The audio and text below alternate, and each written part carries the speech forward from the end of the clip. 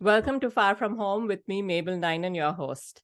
Our guest today on this episode is Malcolm Mackinnon. Did I say that right, Malcolm, Yeah. your last name? Malcolm Mackinnon, yeah, that's it. Mackinnon, okay. He's a fellow author. We met at the Mount Hermon Christian Writers Conference in 2018, and I cannot believe it's been so long. We both connected also because we realized we live in the same area, Northern California. And we're part of a group of Christian writers that meets monthly here in the Bay Area. So Malcolm is a man of many talents who's focused on serving God. He's someone I admire and respect a lot. And I'm excited to talk to him today about his experience as an immigrant.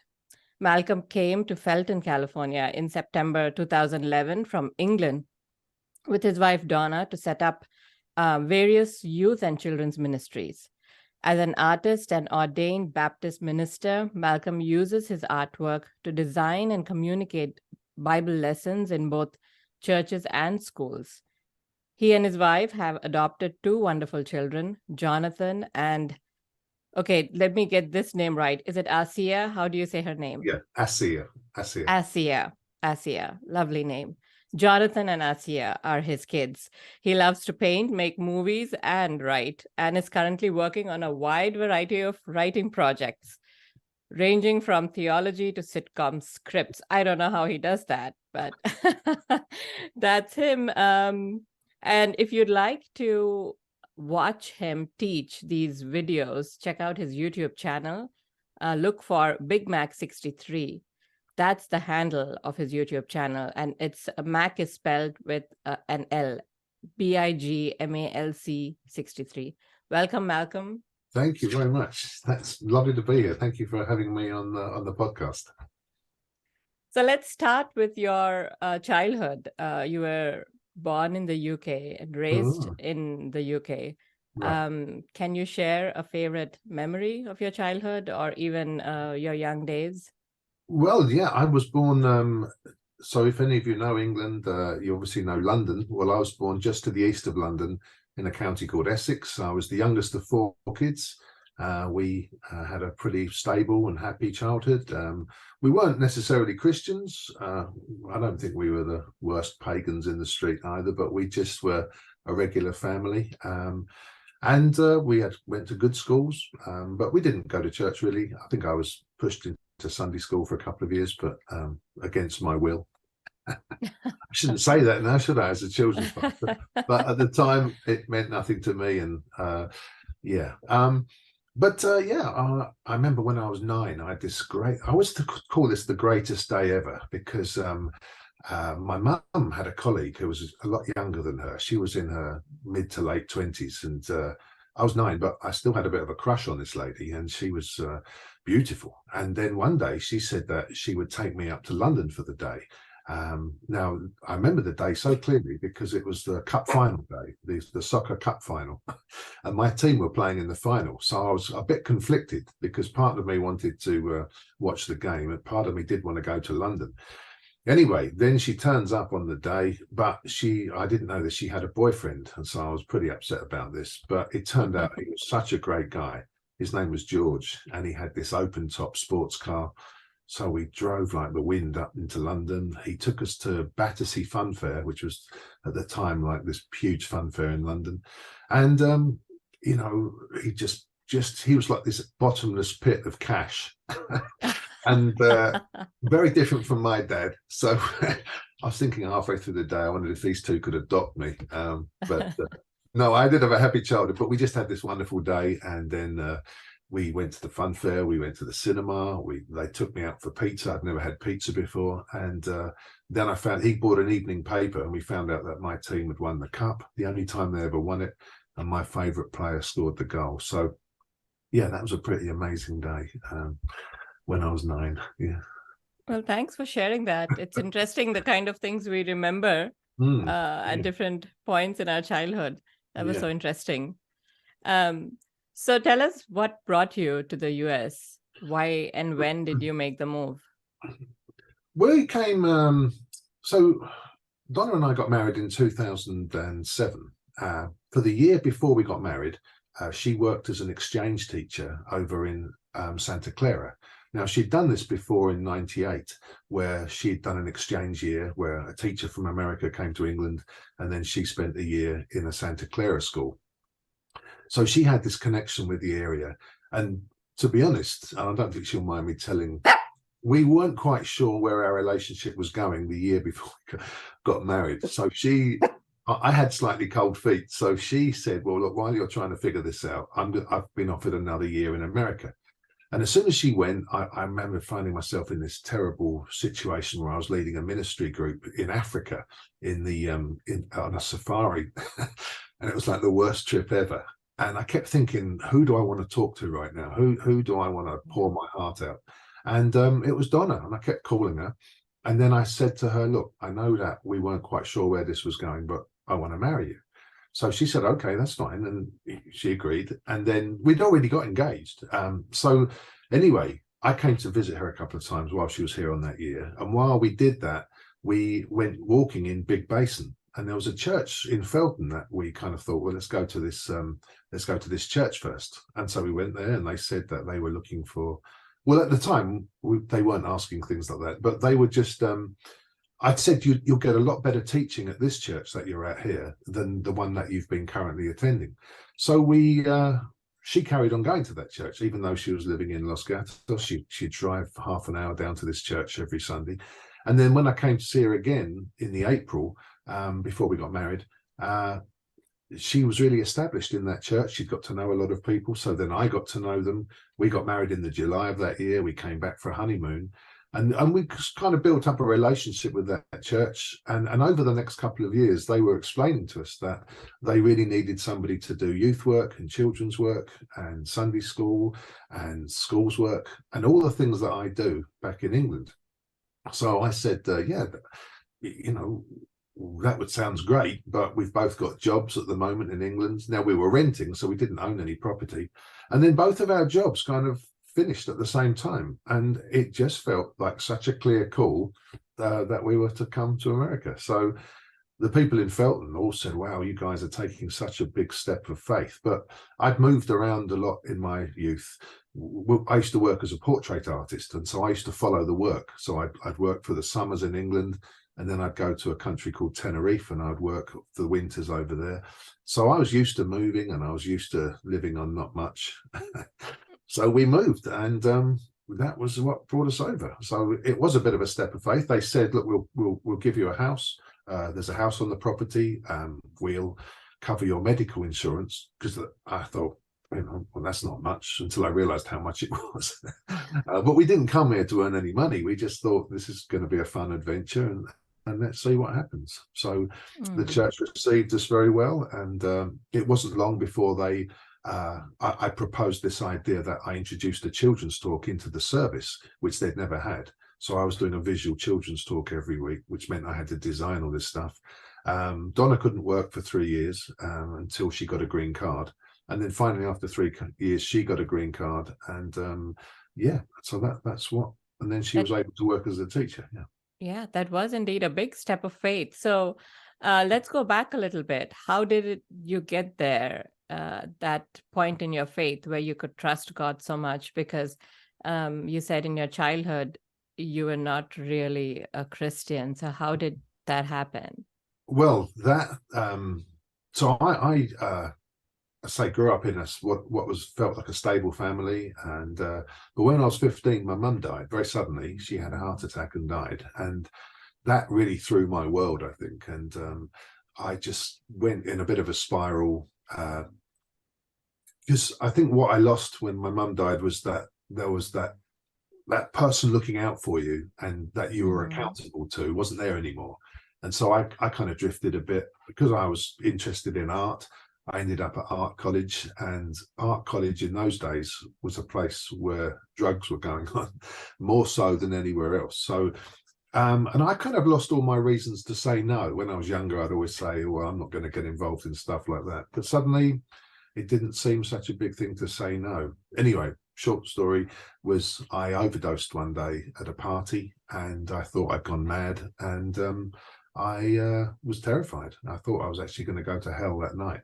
and die and go to hell. And, you know, for somebody who'd never had a faith before, this was very, very weird. So I started praying in the streets. I was 22. And as I prayed, I didn't even know how to pray. I just kept saying, I kept trying to remember the Lord's Prayer from my youth.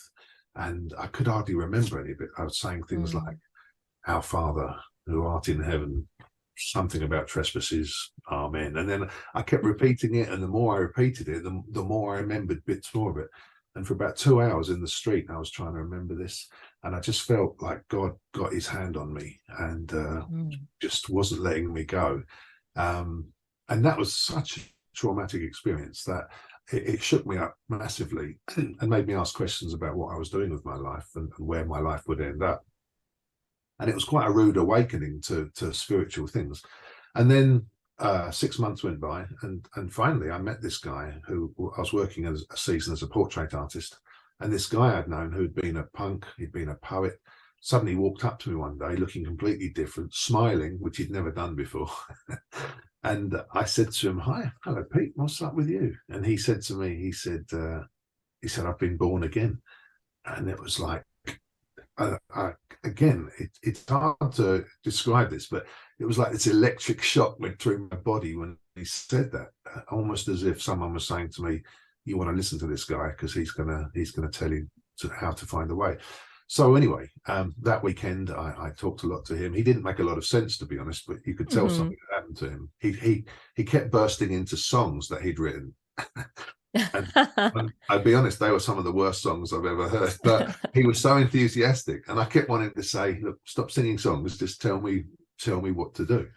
Anyway, I got back to my hometown. It was the end of my season, and I met some people from the Salvation Army, and I started talking to them, and they led me to Christ that same day. So massive change in my life. Just you know, it was a shock to a lot of other people as well. Big shock to me too. A shock to the girl I was going out with at the time. And but I knew I was different. And then, so my whole work ethic changed. My whole attitude to life changed. I just knew I'd been forgiven, and I didn't really want to then go and mess it up again. You know, like when the slate gets wiped clean, you don't want to go and do something to spoil it.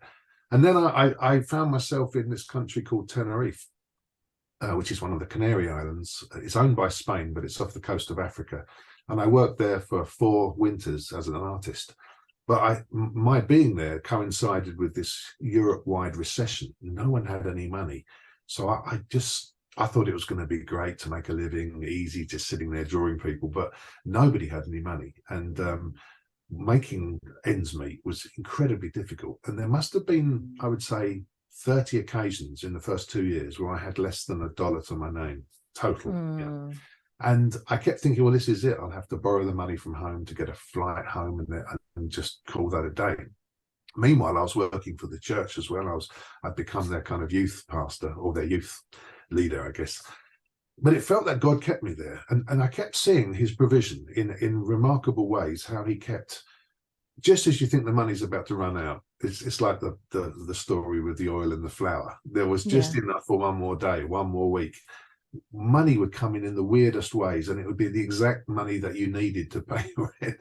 And when that happened over and over again, I just started to think, well, you know, and God will keep me here until he wants me to go. And it was such a learning experience. And I suddenly developed this real desire to serve God through it. And so I think, and your faith was strengthened, right? Oh, hugely. Yeah.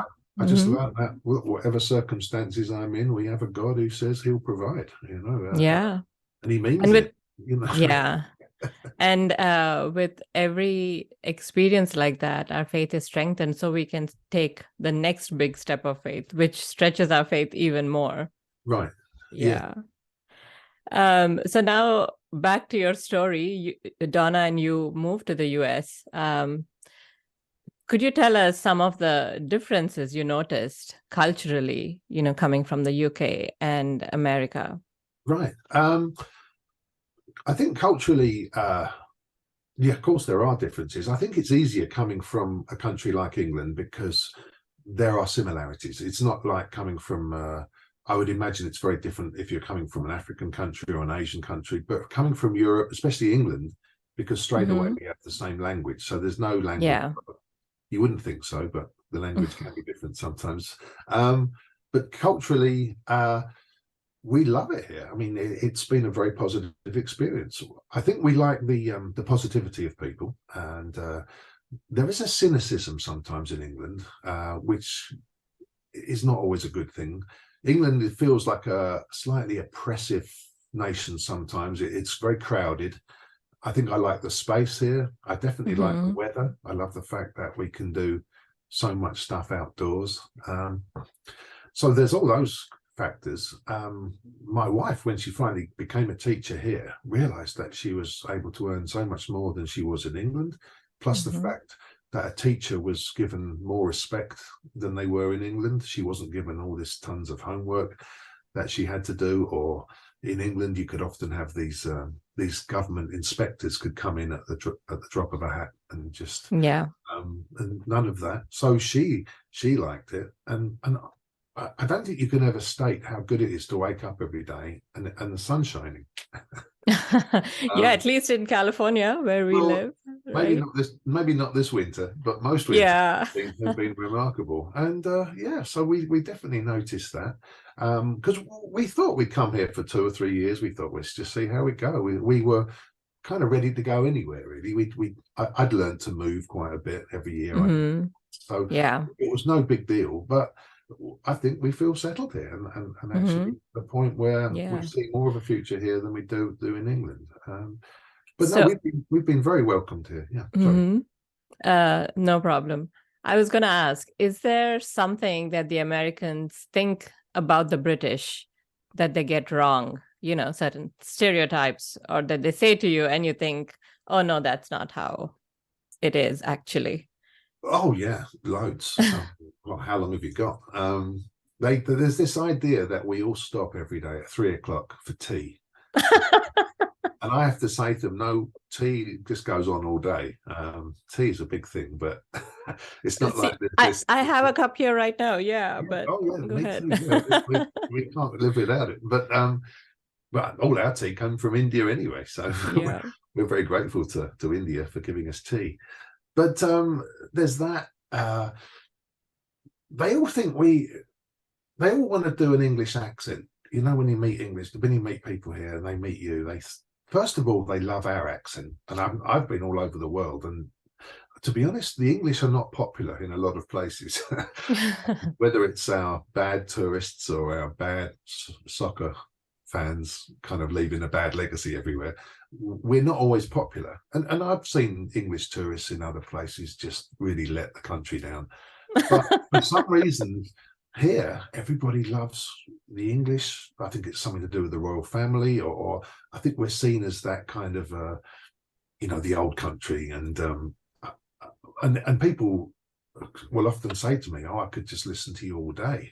And no one's ever said that to me in any other country. So, I think we have a huge advantage in terms of cultural situations, in that people already welcoming us. We're not seen as like intrusive foreigners. We're seen more as, it's nice to have some English people about. We notice in movies and sitcoms, there's often an English character now, almost as if we feel very accepted in that way. Yeah.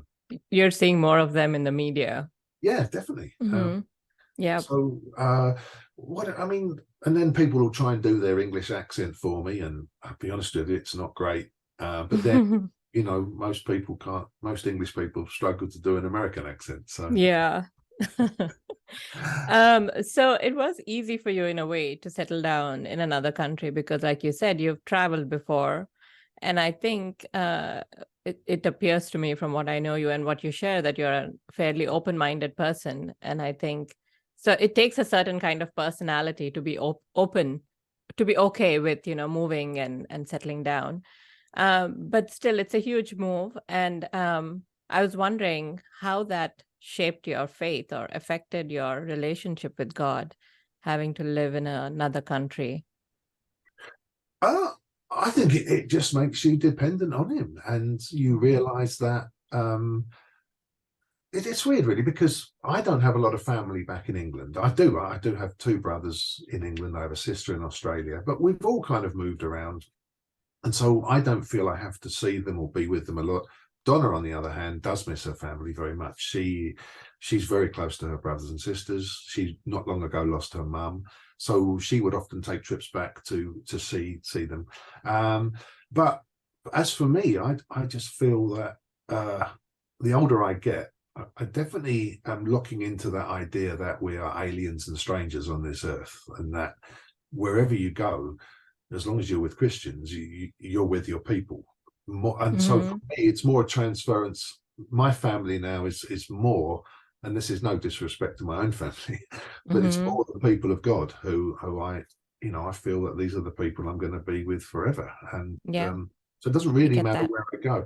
And the fascinating thing for us is, when we've traveled around, we always try and go to a church on Sunday wherever we are. So I've been to churches in Fiji. I've been to churches in I went to a Navajo church one week when we were in Utah, and just these different cultural experiences in New Zealand, in Australia, places like this, where you realise that being a Christian just transcends all cultures, and we do share one faith. And so for me, and that you have a family wherever you go.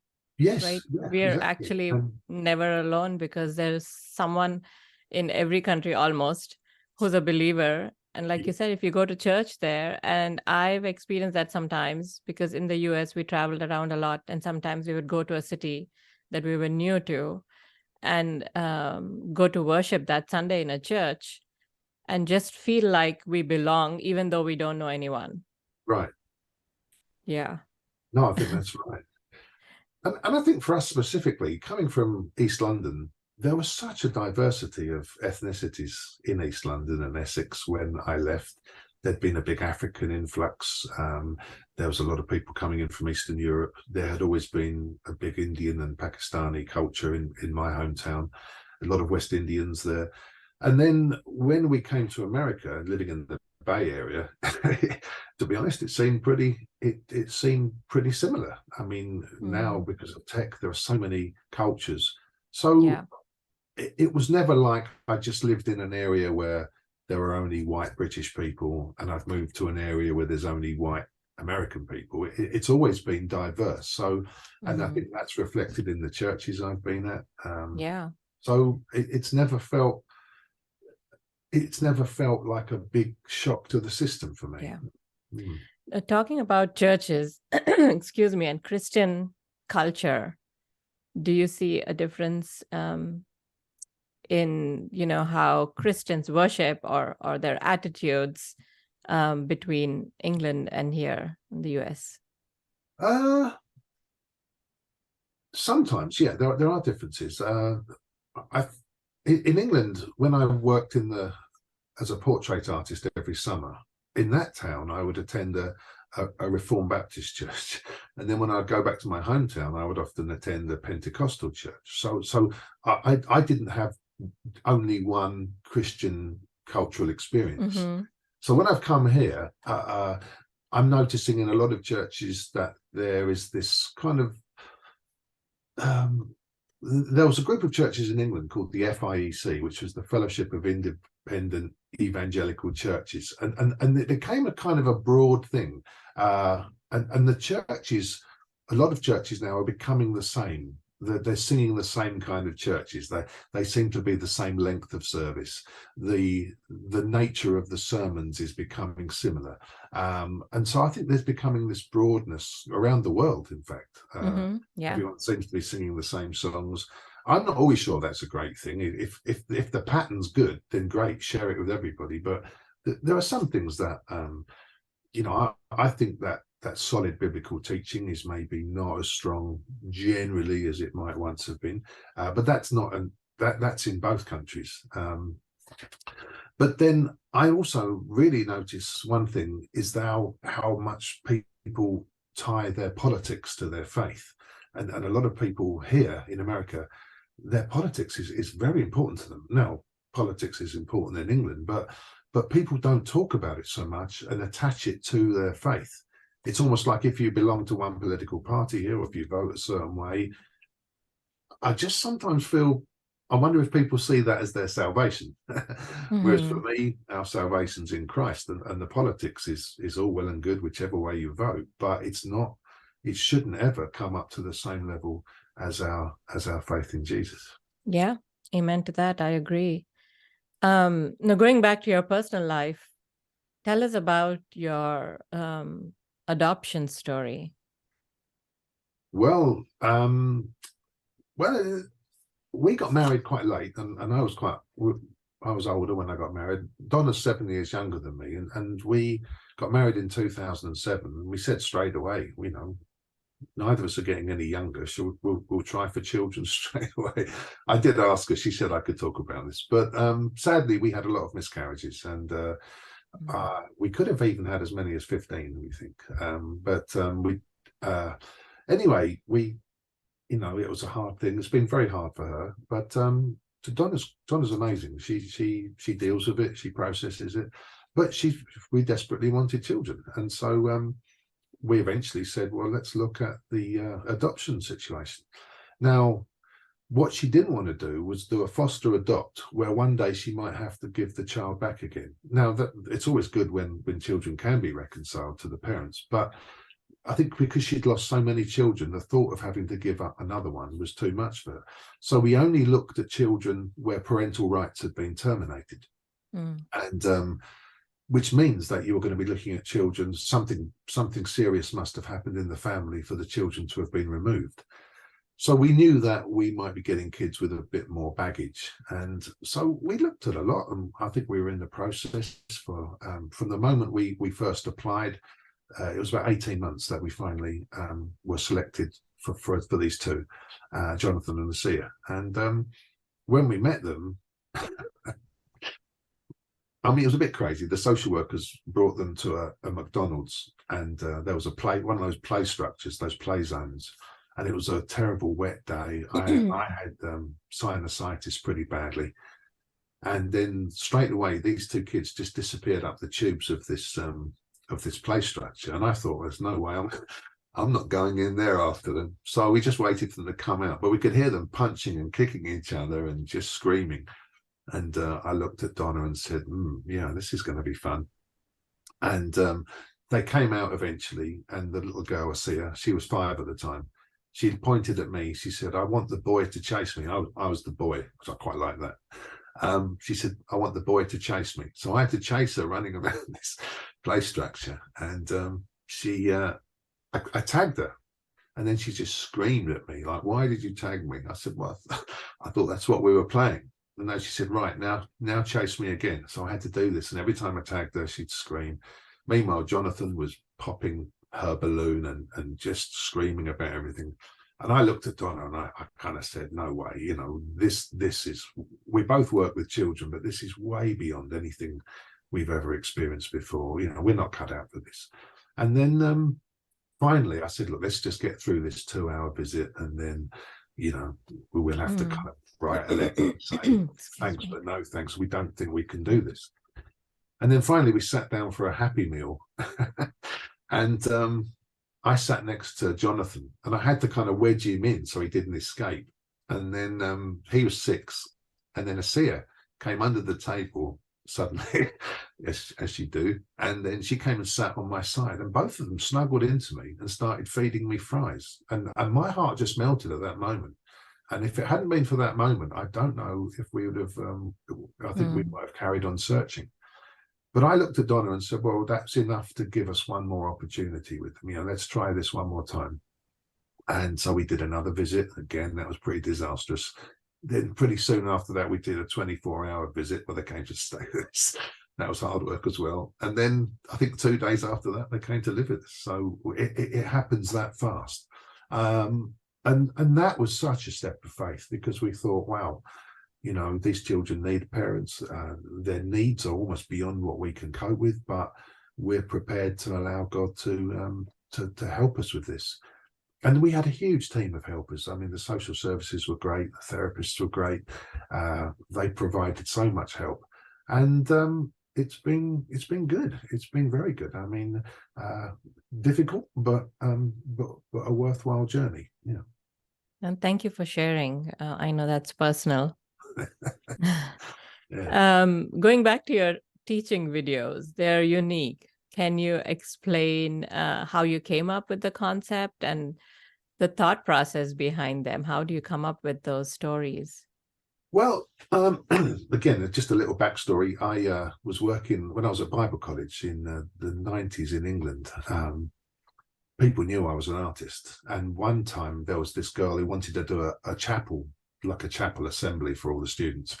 And she wanted 3 artists to paint 3 pictures simultaneously, all about celebrating the person of Jesus. And so she said, would I do something about the suffering of Jesus? And I had 4 minutes to paint this big 4 foot by 3 foot painting. I thought, well, how am I going to do that in 4 minutes? Well, I thought I've got a great idea. I thought I'm just going to paint the hand of Jesus a bit like that, just a hand, huge, with a nail in it. And I thought I'll just do that. So I did this quickly, and the music was playing, and then the music finished. I thought a bit early, and the other 2 artists sat down. So I thought, well, I better sit down as well. And then the girl, her husband, said to me, aren't you going to finish what you were doing? I said, I thought we'd finished. He said, no, you've got to go back and finish. Because what I was going to do was then paint blood around the nail, and the blood was going to drip down the page. So I then get up again on my own and finish this. And everyone thought that was designed, that we'd actually arranged it to be like that. So the blood is now dripping off the page, and the whole mood of this chapel changes, and people start crying, and there's this, something has happened in the room, and it was kind of scary because everybody was now weeping with each other, and they were like holding each other. And that was the moment I realized the power of what art can do, art with music. And so I thought, wow, you know, that really opened up my eyes to what the potential was. I was working as a student, I was working at a local church, and they asked me one week to do a kids talk in the church. And I did, I read something, and I lost the kids within 30 seconds. You know, I could tell how bored they were.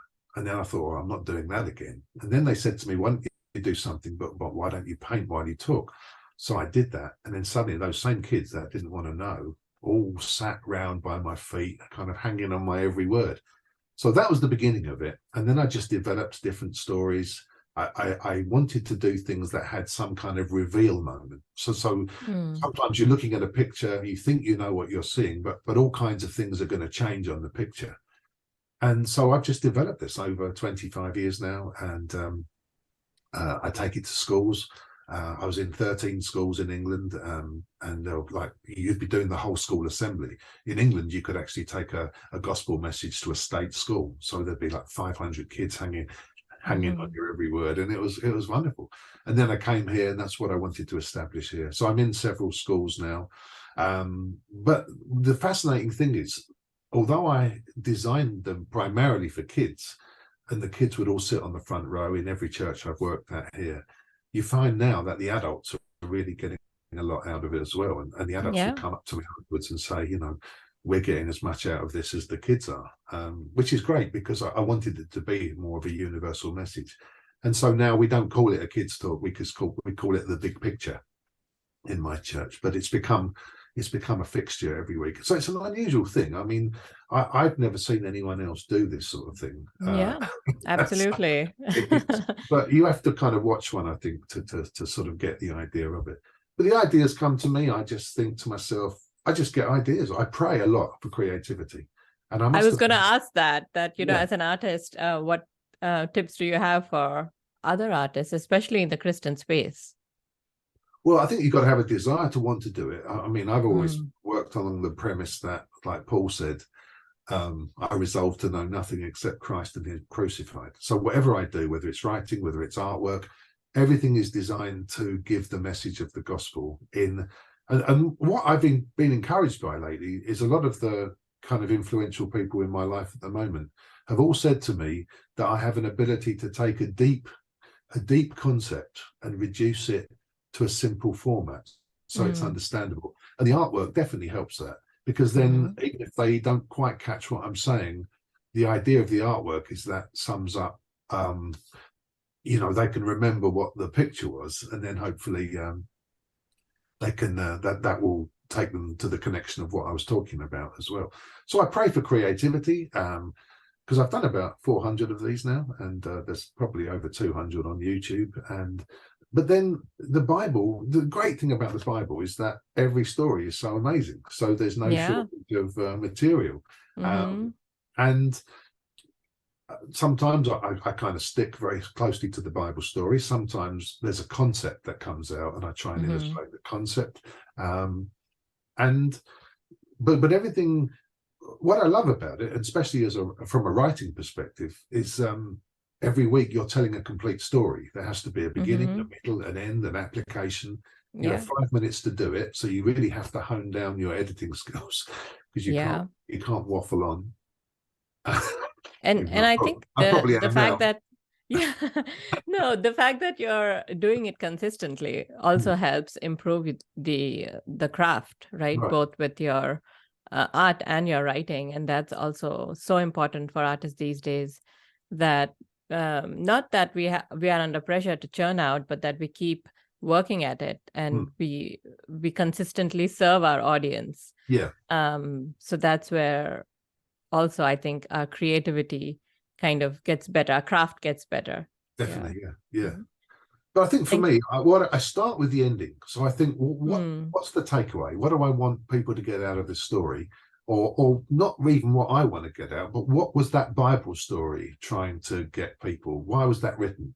The person who wrote that story, what did they want their readers or their hearers to get out of it? So I try and find what the conclusion was.